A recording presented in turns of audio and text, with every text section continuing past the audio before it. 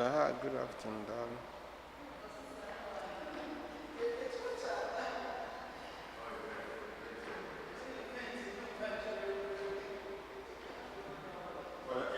I don't know what he had in this song yet.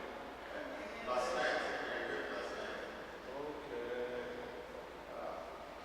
You might have mentioned that home.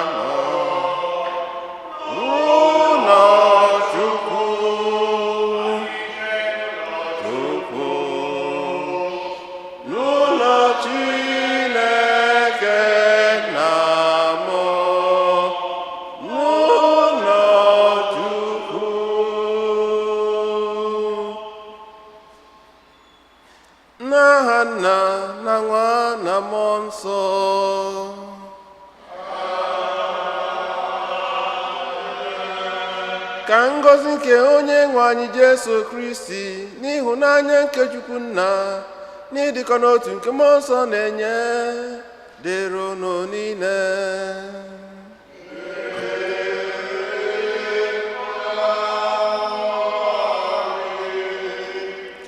ụmụnne nna Kristi ụtọ dị Jesu, taata bụ ụka nke 20 n'oge na-adabaghị n'emme ọbụla n'afọ nke mbụ nke ụka. Anyị na-achụ aja misa maka ezumike mkpụrụ obi Emmanuel Okeke dịka parish priest pastor Fada Jose na ndị ya na ya na-arụ ọrụ si wee yọọ ya. Anyị na-achụkwa maka aja anụnwa maka ọdịmma nke anyị niile, ihe niile nke anyị bụ n'uche, ma ndị yọrọ ka anyị cheta ha na aja misa, ma ụmụnne anyị ndị rapụrụ ụwa, ka anyị nọtazi isi tinyezie mkpa ka aka mkpa anyị bụ n'uche.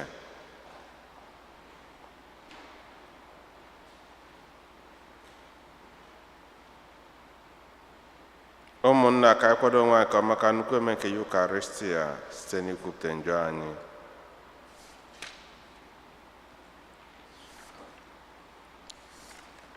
onye bịara n'ụwa ịzọpụta ndị lụghara elogha, onye nwe anyị mee ebere.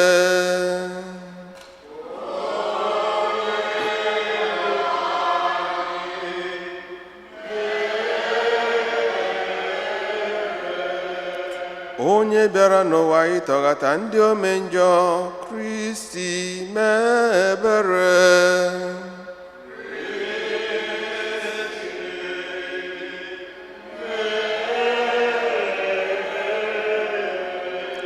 onye nọ n'aka nri Nna na-arịọtara anyị Chukwu arịrịọ, onye nwe anyị mee ebere.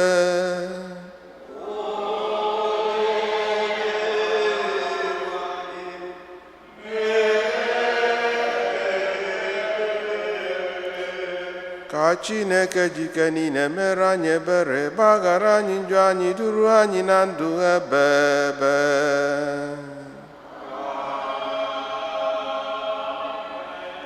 Otito dịrị Chineke n'enu kacha enu.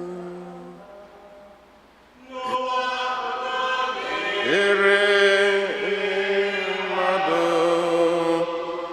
ihe ha na-asọ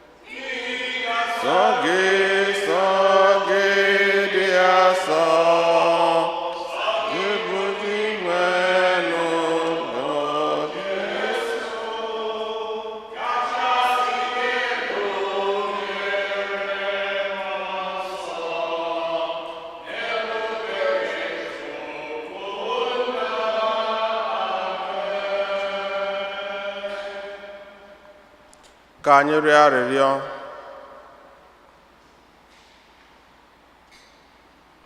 Chineke anyị, ị kwadoro ihe ọma anaghị ahụ anya maka ndị hụrụ gị n'anya. Biko, hụnye mkpụrụ nke ịhụnanya gị n'ime obi anyị, mee ka anyị hụ gị n'anya n'ihe niile, hụka gị n'anya karịchaa ihe niile, ka anyị wee bịaruo n'aṅụrị nke ị kwadoro anyị, nke karịrị uche mmadụ nghọta, site na Diwe anyị Jesu Kristi nwa gị, onye gị na ya na mmụọ nsọ dị ndụ na-achị, Chukwu site n'ụwa ta ụwa niile. Amen.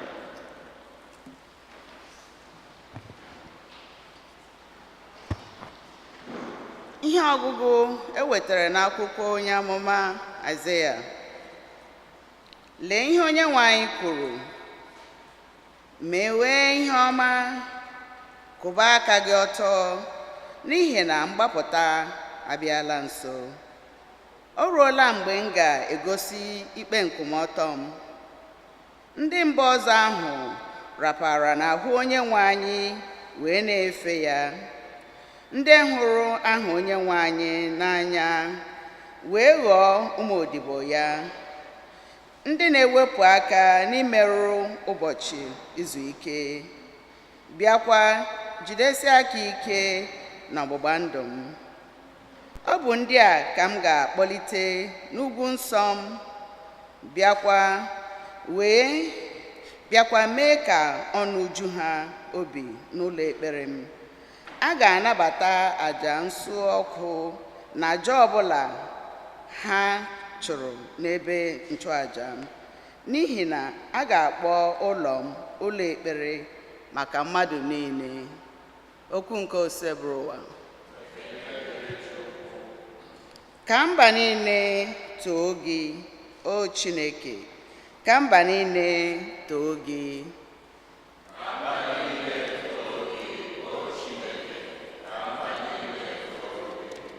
Ka mba niile too gị, o Chineke, ka mba niile too gị. Ka mba niile too gị, o Chineke, ka mba niile too gị. Ka Chineke mere anyị ebere, gọzie anyị. Ya mere ka ihu ya chakwasị anyị, ka e wee mata ụzọ gị n'ụwa, ka mba niile wee mara mgbapụta gị. Ka mba niile too gị, o Chineke, ka mba niile too gị. Ka obodo niile wulite elu n'ọnụ, bịakwa wee obi aṅụrị, ka ihi na ịkwụbara aka ọtọ wee na-achị mba niile. Ọ bụ gị na-eduzi mba niile n'ụwa. Ka mba niile too gị, o Chineke, ka mba niile too gị. Chineke m, ka mba niile too gị, ka mmadụ niile too gị. Ka Chineke gọzie anyị, ka akụkụ ụwa niile sọpụwara ya. Ka mba niile too gị, o Chineke, ka mba niile too gị. Ihe ọgụgụ ewetara n'akwụkwọ ozi Pọl dị nsọ degara ndị Rom. Unu bụ ndị mba ọzọ ka m na-agwa okwu a, ebe mụ onwe m bụ onye ozi nke ndị mba ọzọ. Ana m eji ọrụ ije ozi ekenyere m akpa nganga, n'ihi na enwere m olileanya na ma ele anya apụrụ m isite n'ozi kpasuo ekworo ụfọdụ ndị Juu, ka esite n'ekworo ha zọpụta ụfọdụ n'ime ha. N'ihi na ọ bụrụ na ọjụjụ a jụrụ ha mere ka Chineke n'ụwa dịkwa na mma ọzọ, mkpọbata ha ọ ga-adị aṅaa? Ọ ga-adị ka esi na ndị nwụrụ anwụ eweta ndụ ọzọ. Amara Chineke nyere n'okwu ọ kpọrọ enweghị ike ịlaghachi azụ. Ya nye mmadụ onyinye maọbụ họrọ mmadụ, ọ dịghị eme ya nchegha. Dịka unu onwe unu ndị mba ọzọ si gbanwoo ghara ịbụzi ndị na-emepụrụ Chineke isi, bịakwa n'oge ugbu a bụrụ ndị na-eri uru amara n'ihi ịnụpụ isi nke ndị Juu. Emechaa, otu ahụkwa ka ndị a na-enupụ isi ugbu a, sọsọ n'ihi amara emere ọnụ, ga-esi erite uru amara. Chineke tụrụ mmadụ dum mkpọrọ n'ime ekwe ha, ka o wee mere ha niile ebere. Okwu nke ose bụrụ ụwa.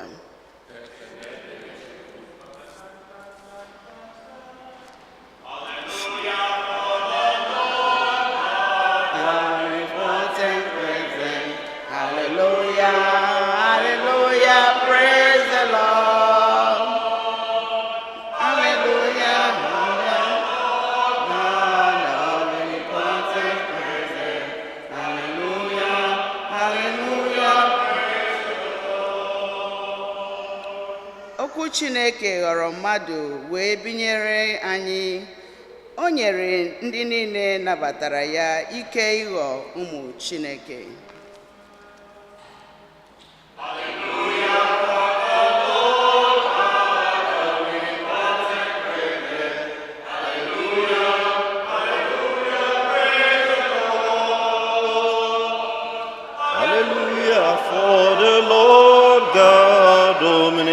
Regnant. Hallelujah, hallelujah, praise the Lord. Onye nwanyị nọnyela unu. Ihe ọgụ nke a si n'ozi ọma dị asọ nke Matiu dere.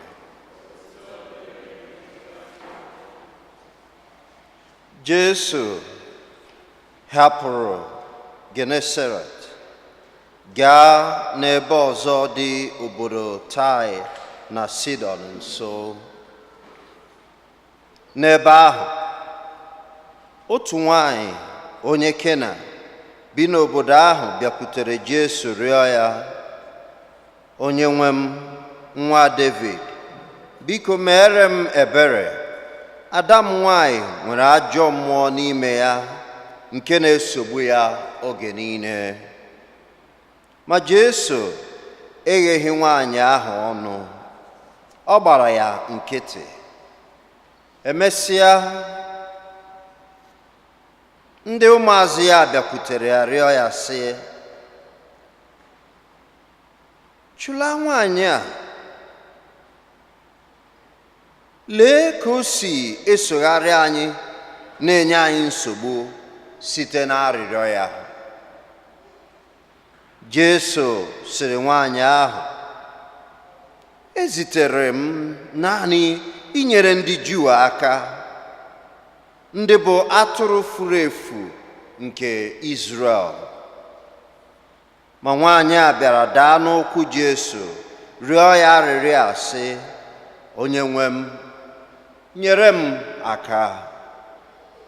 Jesu zara sị ya, o zighị ezi na a ga-ewere nri ụmụntakịrị tụpụrụ nkịta.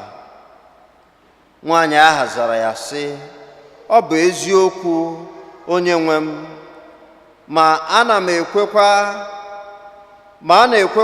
ka ụmụ nkịta nọ n'okpuru oche nri rie irighiri nri nke na-esi n'elu oche nri ahụ daa n'ala. Jesu zara ya sị, nwaanyị, okwukwe gị dị ukwuu, laa, emerela gị ihe ị na-arịọ. N'otu oge ahụ, a gwọrọ ada ya.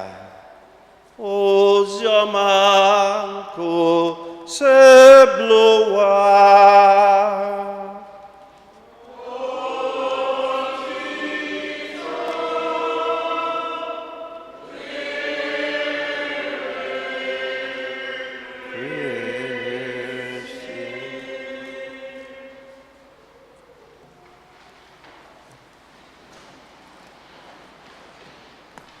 Otito dịrị Jesu. So ka nyelu ndị ga na-eche onye dị ihe a ha agaghị anụ okwuchukwu a na-ekwu ka nyere ha aka ozugbo ka mwepụ ya n'ụsọ. Aha m bụ Damian Ezani. Abụ m onye ọlụ diocese mana ebi m na Ohio, Cleveland, Ohio.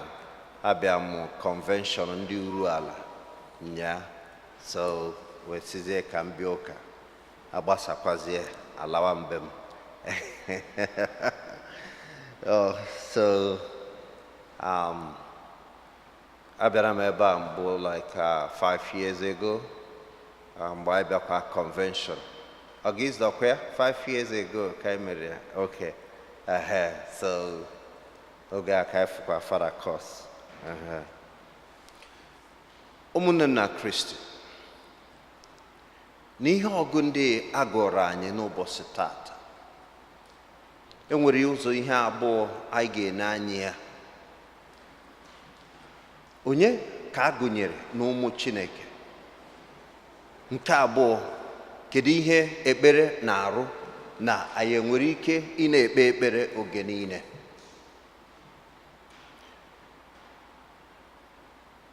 Abịa na etu okpukpere nke anyị nọ na ya si wee dị, ọ gbara mgbọrọgwụ na okpukpere ndị Juu. N'ebe ahụ ekere ndị mmadụ ụzọ abụọ, ndị mba ọzọ ọ ndị ọgọ mmụọ na ha nwabụ ndị Juu, ndị Chukwu họrọ. N'ihi ya ha were na ndị mba ọzọ, ndị ọgọ mmụọ, ha amaghị Chukwu, ha alakwana n'iyi. Na ndị bụkwazị ndị nke Israel bụ ndị a họrọ, Chukwu kpọrọ oku, ha nwa ga-enweta nzọpụta eziokwu, ha nwa bụ nkwa ekwere ekwe, ha nwa nwee iwu nke Chineke, ha nwa ka ihe niile dị n'aka. Mana ihe ọzọ a ga-ajụzi bụ, ọ wezie na ndị a na-awụghị ndị Juu awụ ndị achụpụrụ achụpụ na ndị na-agaghị esonye wee nweta amara nke Chineke? Ọ bụ na anyị lute n'abụ ọma isi nke 24, Psalm 24 verse 1, ọ sị, "The Lord is the owner of the earth and its fullness, everyone in it." Everybody. Ihe ọbụla nọ n'ime ụwa bụ nke Chineke. Ọ nọnyere Chukwu. Enwerozi onye ọbụla n'ime ya ekewapụrụ ekewapụ. Abezie n'ụbọchị tata, n'ihe ọgụ ndị agụrụ na nke oziọma na nke ihe anụnwa na nke ihe ọgụ nke mbụ n'oziọma, eziokwu na nwaanyị a bụ onye mba ọzọ, na Jesu bịara maka atụrụ nke ụmụ Israel furu efu, mana o mesikwa mepee amara nke Chineke ka o nwee ike ruo ha aka.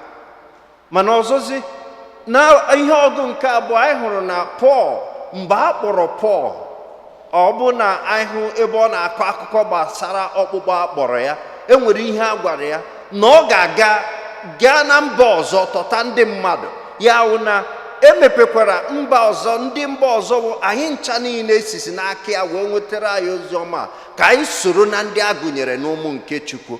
Mana tupu oge aha na ihe ọgụ nke mbụ, a sị onye ọbụla bụ onye mba ọzọ na-edebe iwu nke Chineke, na-asọpụrụ, na-edobe mbọsị ụka asọ, na-eme ihe niile Chukwu chọrọ, na Chukwu ga-aza ya ekpere, n'ihi na ehibere ụlọ ekpere anụnwa ya n'ọgbakọ ndị Juu na n'ụlọ ekpere ha, ka o wee bụrụ ebe mba niile ga-abata wee soro wee kpọkuo Chineke Nna.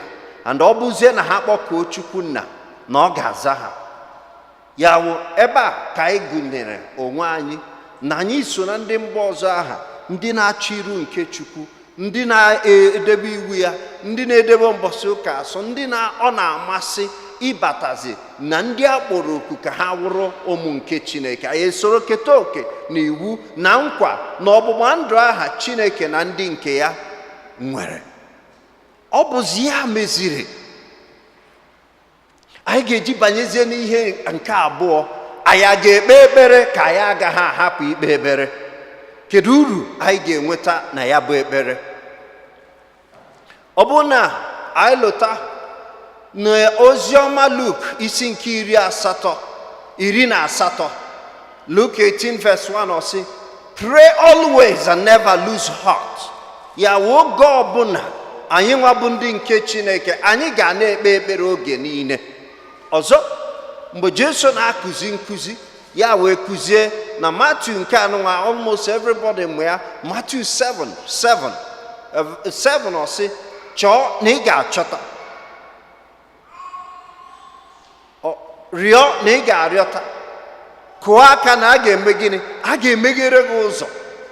He emphasized that in verse 8. Or see, for whosoever asks shall receive, whosoever seeks shall find, and whosoever knocks shall have the door open to him or her.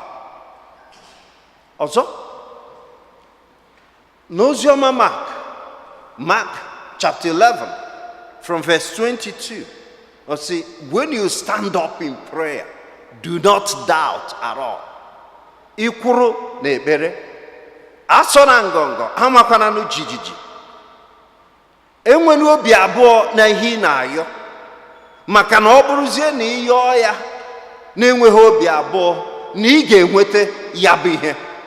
Andọ ihe aha ka nwaanyị a bụ onye agụpụrụ agụpụ kụziere anyị n'ụbọchị tata. Ọ bịa daa n'okwu Jesu si ya, nwa m, ajọ mmụọ ji ya aka, mee ebere, nye aka ka ọ dị mma. Jesu ignored her at the first instance. Ọ nọrọkwa ebe ahụ na-arịọkwa, maka na onye rịọ na ọ ga-arịọta, onye chọọ na ọ ga-achọta, onye kụwa aka na a ga-eme gịnị? A ga-akpọpere ya ụzọ. Mgbe a sị ya, ngwanụ hapụ nwaanyị a ka ọ laa, ya abịakwasị nwaanyị, abịa maka atụrụ furu efu, anaghị ewere ihe nwa a ga-eri nye nkịta. Nwaanyị sị ya, ugbu a ka ị bịara, nkịta nọkwa n'okpuru oche ga-eme gịnị? Ga-eri ihe dapụtara adapụta. So ọ bụrụzie na ị gaghị enye m the main ration, nye m nke mere gịnị? Nke fọdụrụ afọdụ. Mana ihe mmadụ wee wu, agaghị m apụ nga wee ruo mgbe ị mere gịnị? Ị mere ka nwa m a wee mee gịnị? Wee dị mma. Mgbe aka Jesu si ya, nwaanyị, oke, imerigo, nawazie na nwa ga-emego gịnị? Adịgo mma. Ya nwa, echeta m egwu Fada Mbaka na-agụ ga ya si, push, pray until something happens. Kpebi ya wee ruo mgbe ihe ga-eme gịnị? Ga-eme. Ọ bụrụ na o meghe, ị gaghị akwụsị. Psalm 30 verse 2 say, I called to the Lord, he heard me, and he healed me.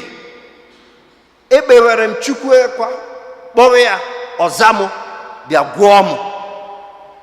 So, ebe edebere ụlọ ekpere ọsị maka mba niile ịbata, ihe o gosi bụ na Chukwu nọ ebe anwa, nọrọ n'etiti ndị nke ya, na oge ọbụla zi ndị nke ya chọrọ ya, gbara bata.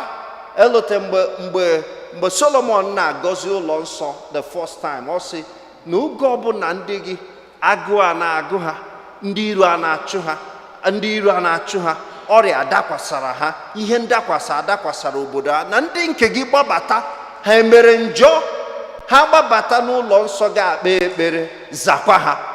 Mgbe Chukwu gbadataziri, after all dedicated ụlọ ya asị, aga m eme gịnị? Aga m aza. Agụụ a na-agụ ha, ọrịa na-eji ha aka, ndị iro a na-achụ ha, ha emere ihe ọjọọ ọbụla, ihe adakwasara ha, ha gbara bata kpọkuo m, aga m eme gịnị? Aga m aza. And ọ ya nwa meziri anyị ncha ji gbakọọ n'ụbọchị tata, na anyị gbakọọ na ọ gbajuo dọrọ, na anyị bịa yọọ Chineke nna na ọ ga-eme gịnị? Na ọ ga-aza anyị. And anyị ga-ayọwa ya dịka nwaanyị a si mee. Anyị agaghị akwụsị until wee ruo mgbe gịnị? Mgbe ihe aha anyị chọrọ ga-eme gịnị? Ga-emezu. Ọ sị, akwụkwọ Sirak sị, gị akwụsị na gị onye na-akpọ Chineke nna. And then Isaiah the prophet ọ sị, gị onye na-enye Chukwu nsogbu, akwụsị na akwụsị, ị ga-enyegide ya nsogbu wee ruo mgbe Chukwu tụgharịrị wee mee gịnị? Wee nedata anya, were bịa mere gị ihe ị na-achọ. Ajụjụ ọzọ a ga-ajụ owu, enwere ihe a ga-ayọ Chukwu na ihe ndị a na-agaghị ayọ ya? Ọ bụ na mgbe Jesu kụziere ụmụazị ikpe ekpere ya sị Our Father, nna anyị, ọ bịazie ọzọ sị enwedịrị onye nwa ya ga-ayọ ya ihe achịcha ya anye ya okwute, ma ọ yọọ ya azụ ya anye ya akpị? Ya sị mba, na ihe ọbụla ya sị etu a ka nna m nọ n'eluigwe ga-esi mekwara anyị mgbe anyị yọrọ ya. So enwere ihe ga-abịanụ ya asọ anyị ngọngọ? Mba, yọbịa ya ịyọ ya n'ụtụtụ ya jụ, ịbịa na ihe si ya Chukwu akọna m aka m nọkwa ya, ichefubekwa m, ọ bụrụ na ichefube m aka m nọkwa ya. Ọ dịghị ka ọ gbara nkịtị n'abalị ga-esi ya Chukwu ịgbata akwa ya n'ọsọ, aka m nọkwa ebe ahụ, aka m na-ebekwa akwa, ahapụbekwa m, anọkwa m ya, mere m ihe m na-eme, gịnị nna ayọ gị? Ya jụ, gị mee ya, gị gba ya nkịtị, maybe Tuesday ga-esi ya ngwa Chukwu zuo ike, Wednesday ga-esi ya abịakwa m ọzọ, ya abịakwa, ga-esi ya abịakwa m ọzọ, ya agbachighị nkịtị, ga-esi ya agakwa m ala, wee ruo ebe a Jacob sị mụ na ya na mmụọ ozi gbagidoro mgbachi ime gịnị, hotuo naanị ya, jido ya aka sị aga m ahapụ gị wee ruo mgbe ị mee gịnị, mgbe ị gọziri mụ, agaghị m ahapụ gị. Otu ọbụla o si dị na etu o si gbajuo, anyị agbara ọsọ bịa n'obi nke Chukwu, anyị akọsara ya mkpa anyị kọsara ya, anyị ma na ọ ga-eme gịnị, na ọ ga-aza anyị. Remember the experience of Hannah in 1 Samuel chapter 1, especially verse 17. Mgbe onye ọwụna pụsịrị ya bịa tọgbọrọ na-ebe akwa na-akọsa Chukwu nna, mgbe a sị ya na Eli sị ya nwaanyị ṅụọ na mmanya, ya sị no, I am not drunk, I am just a woman filled with sorrow, and I'm pouring my heart before God. I am just pouring my heart before God, and I will pour that heart. Ya bịazie na-akọsa Chukwu nna ka o si dịrị ya. That's what we have to do. Mgbe ọ gbaju dọrọ, we just be radical like this woman. She was so radical. Ya nọrọ there, ihere emeghị ya, ọ mandịghị ihe ndị mmadụ na-ekwu, ọ mandịkwa na ihe a gwara ya. Ihe ọma bụ na I know that my God lives. I know God will listen to me. I know I will not live here empty-handed. Yes, I will not leave you unless you bless me. I will not let you go until I have an answer and solutions to this my daughter who was sick. We ruo mgbe Jesus ya nawazie na nwa ga anụnwa na ọ dịgo ya mma, na ọ ga-agwọ ya. Okwukwe gị dị ukwuu, were na okwukwe aha dị ukwuu chọganụ Chineke nna onye na-aza ekpere. Anyị kpọọ ya, ọ ga-aza. Anyị kpọọ ya, ọ ga-aza. Anyị kpọọ ya, ọ ga-eme gịnị? Ọ ga-aza. Mana oge ụfọdụ ọ dịka ọ nọ ebe dị anya, nyebi ya nsogbu. Psalm 88 sị abena m akwa n'abalị, anya mmiri bụrụ nri m nke a, mana amaara m na Chukwu ga-asa m. Ndụ ihe aha bụ okwukwe m dịka onye ụkọchukwu, ihe aha bụkwa okwukwe anyị ncha niile nwere dịka ụmụ nke Chineke. Ka anyị kpọọ na ya, mgbe m kpọrọ ya ọ zara m, ịkpọkwa ya ọ ga-eme gịnị? Ọ ga-aza. Udo dịrị unu.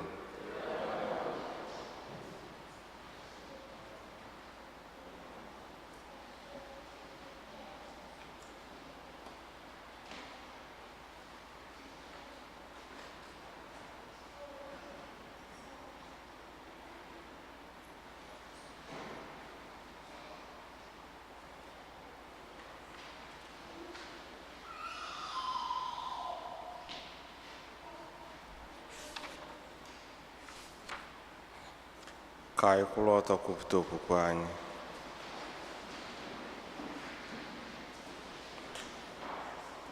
Ekwe m n'otu Chineke na ji ike niile, onye mere n'igwe na ala, na ihe dum a na-ahụ anya na ndị anaghị ahụ anya, ya na otu onye nwe anyị Jesu Kristi, so otu nwa Chineke mụrụ, nna mụrụ tupu ụwa atụ ụwa niile, Chukwu si na Chukwu, ihe si n'ihe, ezi Chukwu si n'ezi Chukwu, a mụrụ ya amụ, emeghị eme, ya na nna bụ otu ihe ha ji bụrụ Chukwu, onye si na ya mee ihe dum, onye maka ihe anyị bụ mmadụ na maka ihe nzọpụta anyị siri n'eluigwe gbadata, o were ahụ na Virgin Maria site na mmụọ nsọ ọ bụrụ mmadụ, abịa kpọgbuo ya n'obe n'ihi anyị n'oge ọchịchị Pilet, ọ taa ahụhụ, ọ nwụọ, enye ya, ma o bilite n'ụbọchị nke atọ ka akwụkwọ nsọ si kwu, ọ rọgo n'eluigwe nọ n'aka nri Nna, ma ọ ga-abịaghachi ọzọ n'ebe ya ikpe ndị dị ndụ na ndị nwụrụ anwụ ikpe. Ọchị ya na-enweghị njedebe. Ekwe na mmụọ nsọ onye nwe anyị na-enye ndụ, onye siri na Nna na Nwa pụta, onye a na-esekpụrụ na-etokọdo ya na Nna na Nwa, onye si na ndị amụma kwuo okwu. Ekwe n'otu nzukọ nsọ Katọlik na Apọstọlik, ekwupụta m otu baptizim nke mgbaghara nke njọ. Ana m atụ anya mbilite n'ọnwụ ndị nwụrụ anwụ na ndụ ụwa ga-abịanụ. Amen. Ekpere nke ndị kwerenụ. Dịka nwaanyị onye Kena ji okwukwe wee guzo n'iru Jesu, chebe mkpi ya n'agbanyeghị mkparị na ọ bụ onye mba ọzọ, Chineke merụzụ anyị ekpere ka anyị were ụdị okwukwe ya n'ụwa kpọkuo Chineke Nna na mkpa dị iche iche ka anyị bụ gbakọba, ka nke arụ ka nke mkpụrụ obi. Mmadụ ịnọ welite olu ha kpee ekpere n'afọ anyị niile.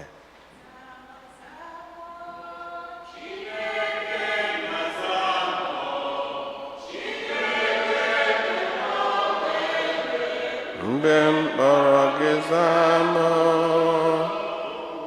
zama, zama, Chineke Nna zama, Chineke nkume ogbenye, mgbe m kpọrọ gị zama.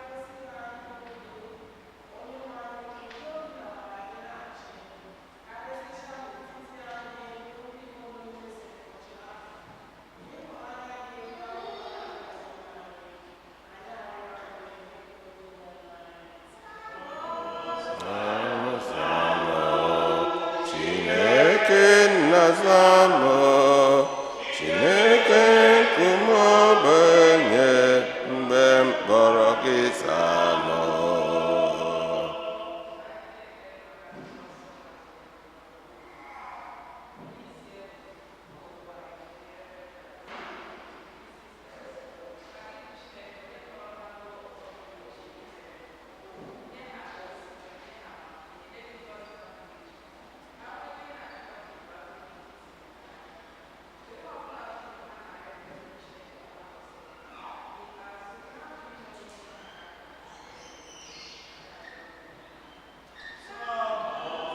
Zama, zama, Chineke Nna zama, Chineke nkume ogbenye, mgbe m kpọrọ gị zama.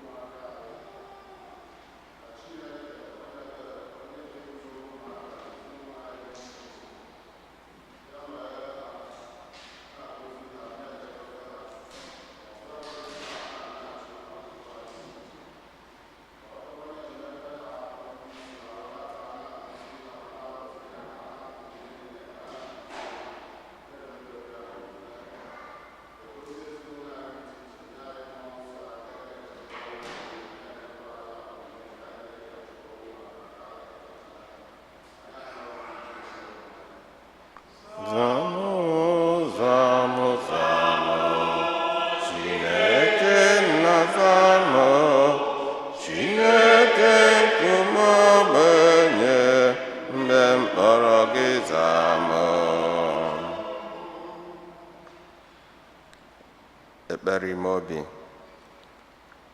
ka anyị chetakwazị Emmanuel Okeke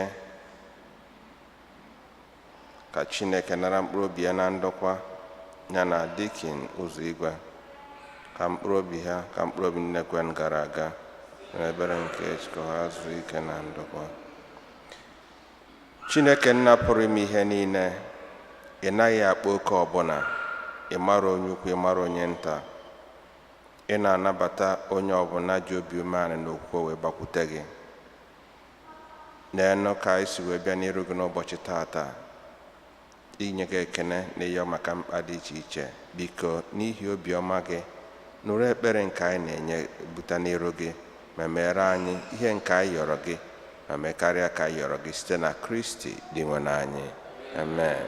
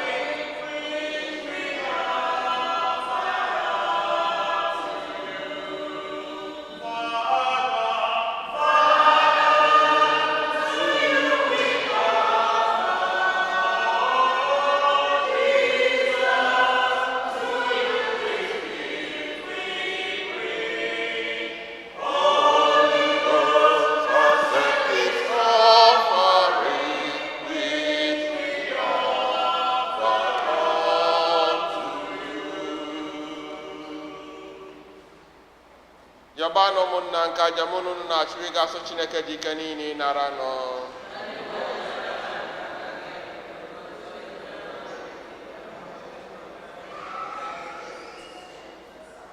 Onye nwe anyị, biko nara aja anyị na-ehunyere gị dịka onyinye anyị ji agbanweta onyinye nke ka mma site n'ihunyere gị onyinye nke a ị nyere anyị. Mee ka anyị nata onyinye nke bụ gị onwe gị. Anyị na-arịọ gị nke a site na Kristi dị nwe anyị. Amen. Onye nwe anyị nọnyere unu, welite n'obi enu ka anyị nye ndị nwere Chukwu anyị ekene. O kwesịrị ezi bụrụkwa ihe ziri ezi na-azọ ndụ na anyị ga-enye gị ekene oge niile na ebe niile. O nna dị nsọ, Chineke dị ike niile, onye dị ụwa tụ ụwa site na Kristi dị nwe anyị, onye jiri ihe ebere o nwere maka mmehie mmadụ kwere ka a mụọ ya na Virgin Maria. Ọ gbapụtara anyị n'ọnwụ ebe ebe sitekwa n'ọnwụ ọnwụ n'elu obe, bịa si na mbilite n'ọnwụ ya nye anyị ndụ ebe ebe. N'ihi nke ya anyị na-eso igwe ndị mmụọ niile nke eluigwe na-etofego oge niile n'ukwe na ekwe.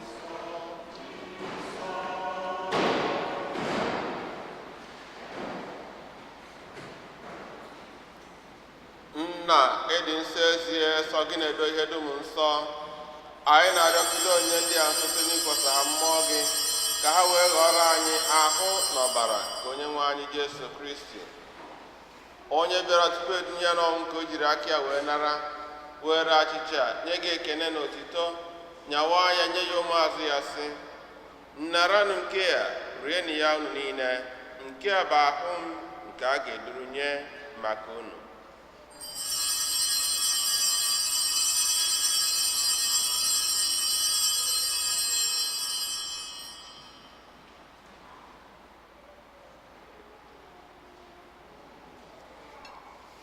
Otu akwa ka o si mee mgbe ha richara nri anyasị, o buru iko mmanya nyekwa gị ekene na otito, bunye ya ụmụazụ ya sị, nnaranụ nke a ṅụọnụ ya unu niile, nke a bụ iko nke ọbara m nke ọgba ndụ ọhụrụ dị ebe ebe, a ga-agba ya n'ihi unu na n'ihi mmadụ niile ka e wee gbaghara njọ.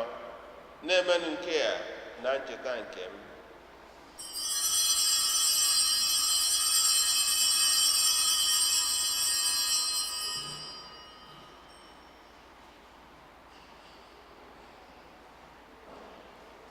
Ka anyị kwupụta n'ihe omimi nke okwukwe anyị na-eme ugbu a.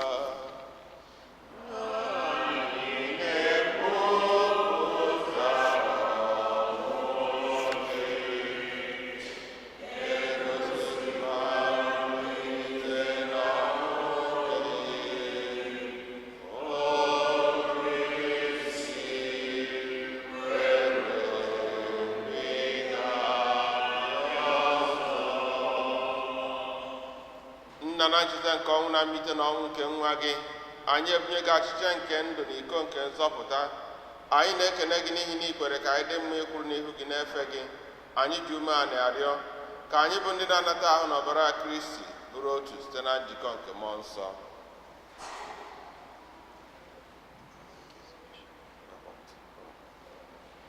Nna, cheta nzukọ gị gazuru ụwa niile, mee ka ịhụnanya gị jupụta ya. Gọzie pope anyị bụ Francis na bishọp anyị bụ Robert na ndị ofe ọta gị niile. Chetakwa ụmụnne anyị ndị ji okwu wee gaa n'ezumike nke ọnwụ, kpọbata ha na ndị ọzọ niile nwụrụ anwụ n'ihe nke ebube gị.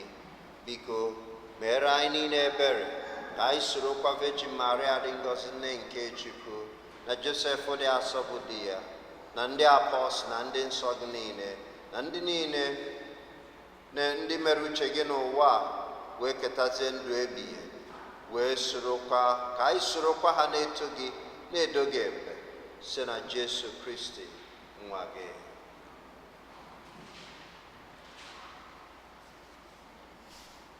Ihe niile kere eke na-eso ya bụ Kristi, na-esikwa n'ime ya na n'aka ya, n'ịdịkọ n'otu nke mmụọ nsọ, na-enye gị bụ Chukwu nna ji ike niile, nsọpụrụ na otito niile, site n'ụwa tụwa niile.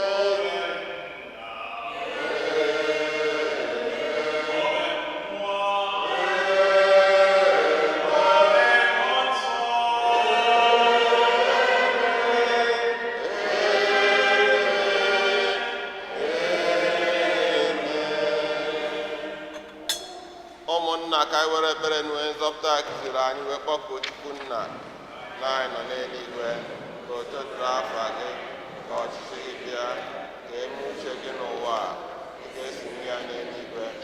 Nye anyị tata nri nke ụbọchị anyị, gbaghara mmefu anyị ga dịka anyị si gbaghara mmefere anyị, ekwela ka anyị kwunara anyị na nzọpụta anyị. Zọpụta anyị, anyị na-arịọ gị o Osebụ na-abịa ihe niile, were ebere nye udo n'oge nke anyị site n'inye aka ebere gị, ka a zọpụta anyị na njọ oge niile, anyị wee gbanahụ nsogbu niile, were nchekwa dị nsọ na-atụ ya maka mbịaghachi nke nzọpụta anyị Jesu Kristi. Onye nwe anyị Jesu Kristi gwa ndị apọstụl gị, udo ka nna hapụrụ unu, udo nke m ka m na-enye unu. Enekwara ya na njọ anyị, kama nekwasị ya n'okwukwe nke nzukọ gị. Nye ya udo na ịdịkọ n'otu mgbe niile ka uche gị siri chọọ, ibe dị ndụ na-achị ebe ebe. Udo nke Osebụ adịrị unu mgbe niile. Ka anyị nyerịtazie n'onwe anyị ekele nke udo.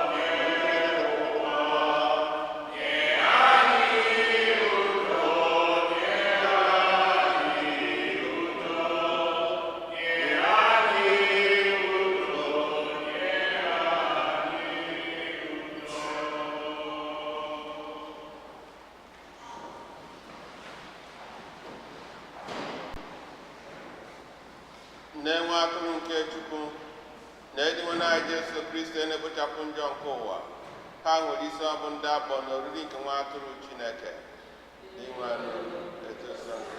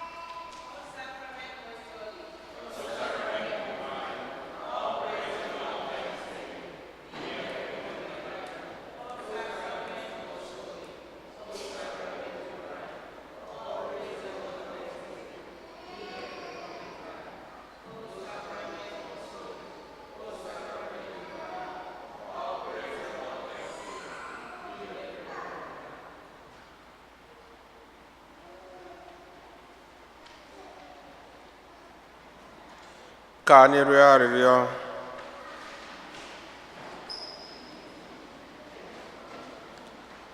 Onye nwe anyị, site n'ihe ọgbụgba ndụ nke a, imeela ka anyị keta oke n'ime Kristi.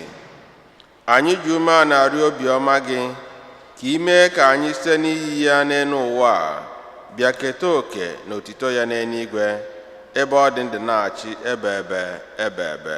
Amen. Ka anyị nọdụ anyị.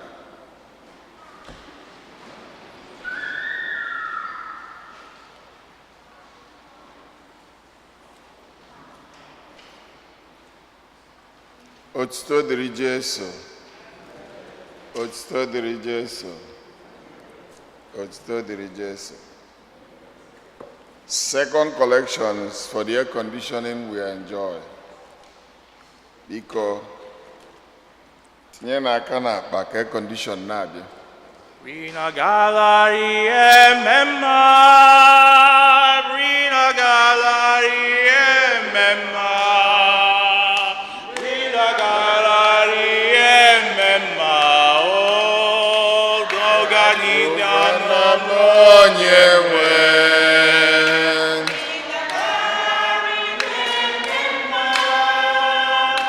Rina galari emema, Rina galari emema,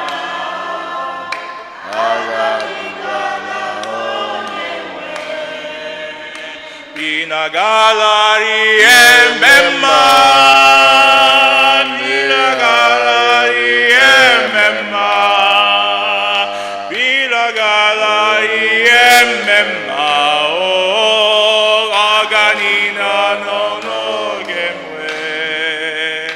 Rina galari emema.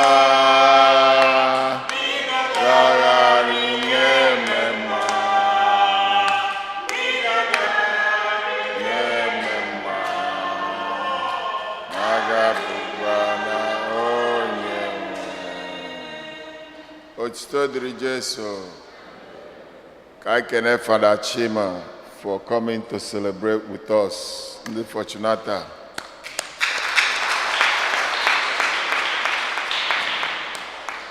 Ịma na ọ kpechala ndị uru ala ekpere nnyaa. Nsị anyị echefukwana ịbịa fụ anyị, amadị m na o bu ya n'uche. And ekpere ewu ọkụkwa na ndị uru ala nnyaa. So is the Imanu ga plane back to Ohio.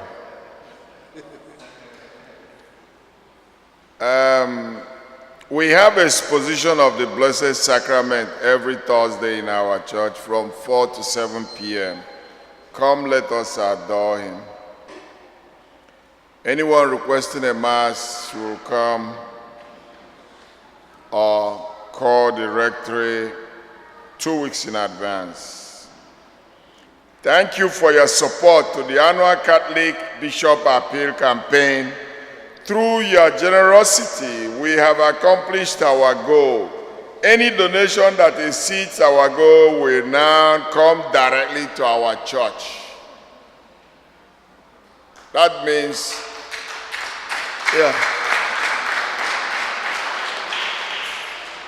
ihe mean ndị aka enyere nyekwana nke unu mana anyị nyezie ya anyị nwa ga-ejidezi the money for the church and ụmụ na anyị na-arụ restroom here for ndị fada is still under construction. Aka ebidoro use here, so onye ọbụla gbaa mbọ ka o mee their part. The parish reminds you that the funeral mass for Deacon Okafor Zigwe is on Friday here at the church. The viewing will precede that mass. The viewing starts 3 p.m. to 4:30 p.m. I'm an off Friday. I know we can do it. I know we normally call off to do 1 or 3 errands. Okwan Dick and I, we can spare that 2 hours or 3 hours early, get off work early, and come and pay our last respect, because now every child deacon ọmanso anyị je obi Igbo a ga-esizi ebe a buru ejebezia ka ọ nabazia be anyị na Nigeria.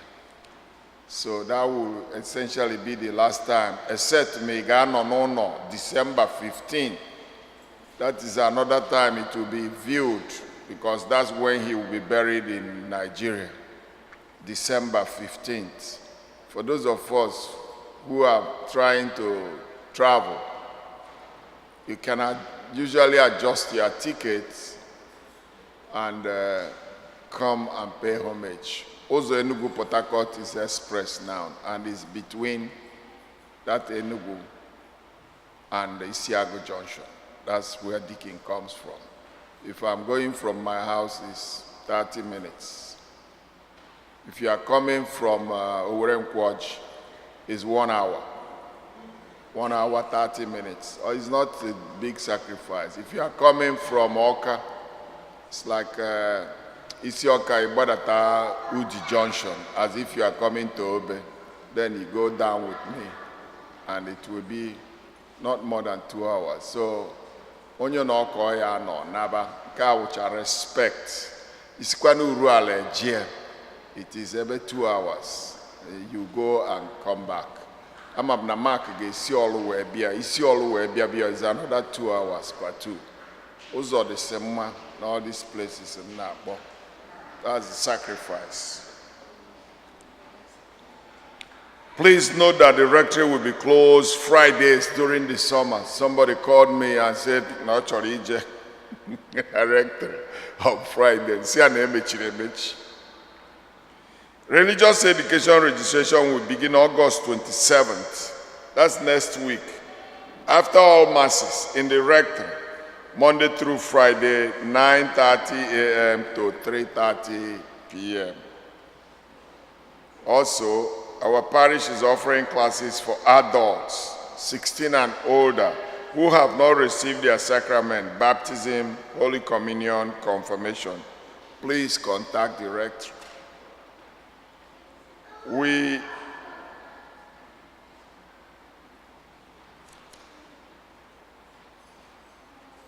Okay, we have Deacon's own has been said. Our brother and sister, Dr. and Dr. Mrs. Nebo, invite us September 2nd for graduation, Dr. Nebo, and then their 25th anniversary, wedding anniversary. And our own father, Father Anthony Okoro Tibob at Blessed Sacrament.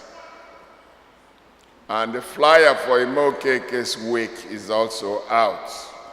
September 23rd, there will be a mass here 7 p.m. and then Jebezia Obibo for the wake. Just like in Kedikin, Emesia Okeba Obibo will be the wake from 8 p.m. till dawn.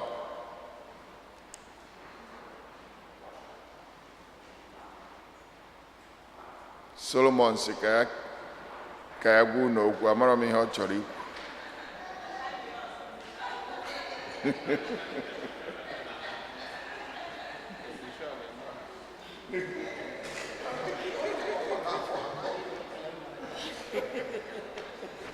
Otodri Jesu,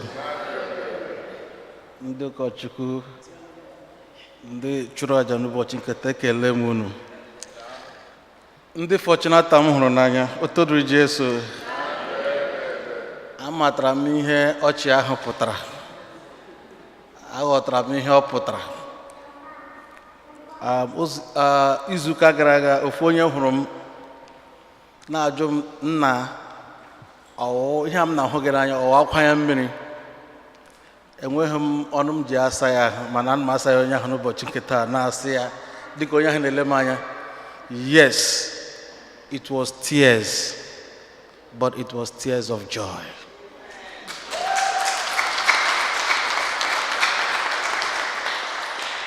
It was tears of joy. Ọbụla dị hụ ụdị hụnanya unu gosiri m, I don't know how to say it. Mana nnebịa mụ na nwunye m na ezinụlọ m, I have nothing to say than thank you from the bottom of our heart.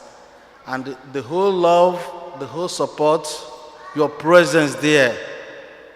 Onweghị ihe ọma m ga-ekwu karịa ka Chineke onye pụrụ ime ihe niile, onye mara otu esi akwụghachi ụgwọ, ka ọ kwụghachi unu niile ụgwọ n'aha Jizọs. Otito dịrị Jesu. Count your blessings, name them one by one. Count your blessings, see what God has done. Count your blessings, name them one by one. And it will surprise you what the Lord has done. Mgbe anyị bịara New York ọhụrụ, anyị achụta ụlọ ebe anyị bi. It was barely 3 months anyị bi ebe ahụ. And I agwa this woman, nwe onye anyị ma na New York. We just moved from Chicago, except ndị nne ji mụ na anụ ha around. So the woman were anyị like onye na-enweghị mmadụ. And she started all her, you know what. So one day, Fortunata decided ịbịa hụ letere Madam wine. And when St. Fortunata left ICC community, this woman otie kpọwa mmadụ, ha sịkwa ha amaghị mmadụ. So why am I telling that story? Onye nwere unu nwere mmadụ. Di m ekwutechana ya na ọbịbịa unu bịara dị ya obi mma. And it has always been the case mgbe ọbụla unu visitiri. Ọwụhụ na azụrụ ụlọ ọhụrụ wụ blessings. Unu niile wụ ngọzi nyere anyị. And we appreciate every one of you. We cannot return the love in any way whatsoever, but Almighty God has the final say. Love you all. Thank you. Oh, echefuru m ikele onye nwe isi injin. Anyị shimere ya na agbọ. Ọgwa fara wee. Oh ya.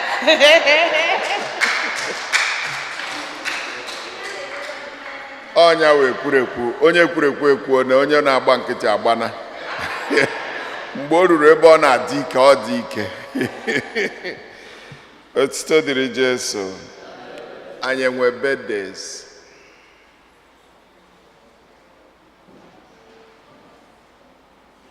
Anniversary. Oh, sister nwere anniversary. Oh, sister mba agwụ nwanne Solomon. Sister Bagote. Be blessed in the name. May the blessings of the Lord be upon you. Be blessed in the name. God anniversary to you. Happy anniversary to you. Happy anniversary.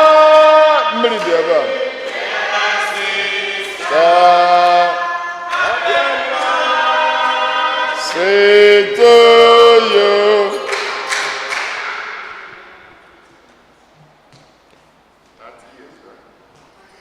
31 years. Wow, kopo ne aka bikore.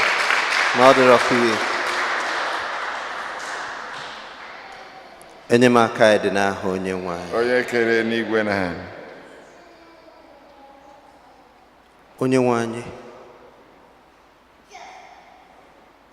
Mgbe Joshua kpọrọ ụmụ Israel na Joshua 24, ọ sị ha, fear the Lord,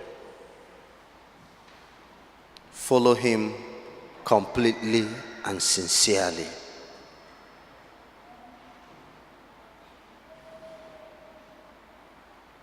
Ọzọkwazị ọ sị the people, I and my family, we have decided to follow the living God. onye nwe anyị na-enwe odibo gị. Sister onye decided to fear you, to serve you completely and sincerely. All these 31 years and counting. Okua or Iborea Osi, I am present, my Lord. Onye nwe anyị n'ụbọchị tata zi ka anyị nọ n'ihu ikwu aja gị. We say with the psalmist, Psalm 73, from verse 25 to 26. Who do I have in heaven but you, my Lord? Who on earth do I desire, my heart longs for, is only you, my Lord. Lord, you are my portion forever. Remain the portion of your servant, sister. She has no one on earth, no one in heaven but you. And no one does her heart desire but you. Be the source of strength for her. Be the answer to her prayers. Be the longing in her heart. Be the motivation that she has. Nenu Psalm 84 si ndị ọbụla nekwasara anya na gị, and they are fixed their gaze on you, they will grow from strength to strength until they meet the God of gods in Zion. Continue to give sister that strength from strength. In difficult times, tell her, be still and know that I am God. Whenever she has reasons to cry, tell her tears may be there at night, but then in the morning my joy will be there. And tell her, my grace is enough for you. May your grace be enough for your daughter, be enough for all of us. In the name of the Father, and of the Son, and of the Holy Spirit. Amen.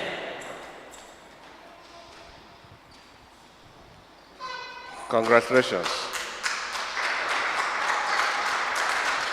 Congratulations.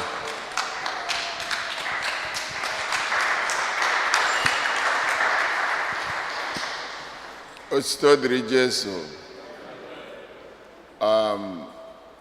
In the night,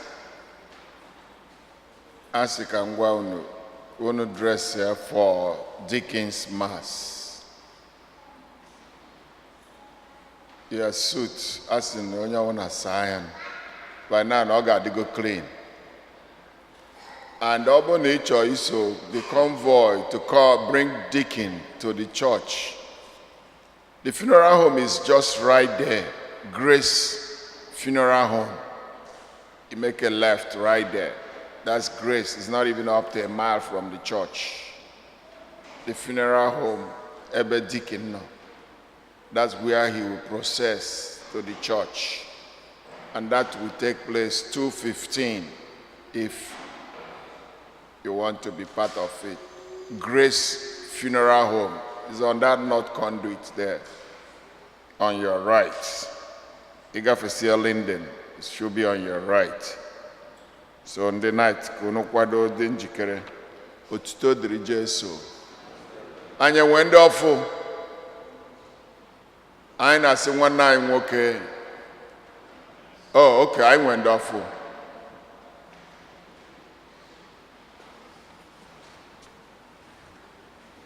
May the blessings of the Lord. You are welcome in the name of the Lord. You are welcome in the name of the Lord. I can see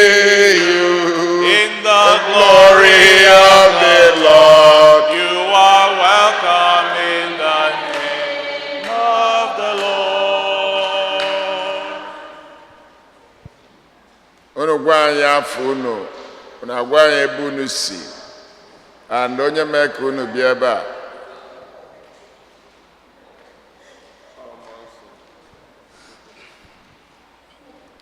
Etodoro Yesu Na ndụ ebe awụ ndị Igbo pụta m bi na Gabon.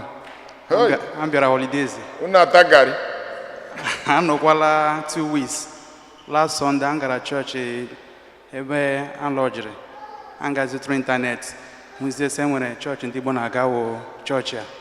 A werezie ke Google Map bịazie ebe ka m bịa mesis the church na nwụchiri. afọ haikwan. Aha m dị isi okere ka ahụ dị mba anọ ime mba anọ Imo steeti. Okay. Ndị mba anọ nọ nga ahụ. Otuto dịrị Jesu. Na ndụ ebe. I'm with the family of Ndubisi Okereke from Gabon. I'm bịara visit for vacation. So anyị si ka anyị bịa lekwe n'ebe ụmụnna anyị ndị Igbo na worship ka anyị bịa soro ha kelee Chineke. Otuto dịrị Jesu. Na ndụ ebe. How much unu? Okay. You're welcome. Ọkwa ị na-anụ Igbo ka ọ Gabon ka unu na-asụ? Ngwa nnọọ otu dịrị Jesu. N'afa fada. Hold on. Chelụnụ. Hold on. N'afa fada na-elekọta kọmuniti anya onye anọrọ ya. Anyị na-asụ unu nnọọ na-ekene unu ka unu si wee bịa. Okwu unu ji wee bịa ụfọdụ na-agọrọ unu. Okwu unu ji wee bịa nke unu ga-eji na ga-aka ya mma n'aha Jizọs. Amen. Okporo ụzọ ya erubere unu isi. Ụgbọelu ga-erubere unu isi. Amen. Ụgbọala ga-erubere